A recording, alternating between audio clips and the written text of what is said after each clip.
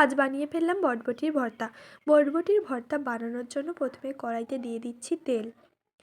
তেলটা গরম হয়ে গেছে, এবার তেলের উপরে দিয়ে দিচ্ছি দুটো শুকনো লঙ্কা, রসুন, কাঁচা লঙ্কা ও কেটে রাখা বটবটি দিয়ে ওগুলো হালকা ভেজে নেব। এবারে ওর উপরে দিয়ে দিচ্ছি পেঁয়াজ কুচি। পেঁয়াজ কুচিটা দিয়েও হালকা নাড়াচাড়া করে এগুলো ভালো করে ভেজে নিতে হবে। এগুলো ভাজা হয়ে গেছে, তাই এগুলো তুলে একেবারে শিলের উপরে দিয়ে দিচ্ছি। এগুলো এবার ভালো করে বেটে নেব।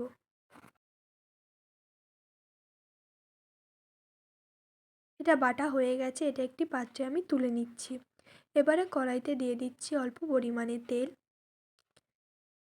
তেলের উপরে একটু কালো জিরের ফোড়ন দিয়ে আমি ওই বটবটি বাটাটা দিয়ে দিচ্ছি, দিয়ে এটা ভালো করে নাড়াচাড়া করে ভেজে নেব।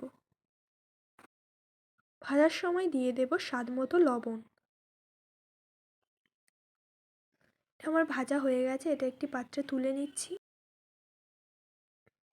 এবারে এর উপরে কাঁচা সর্ষের তেল দিয়ে হাত দিয়ে মেখে নিলেই তৈরি বটবটির ভর্তা।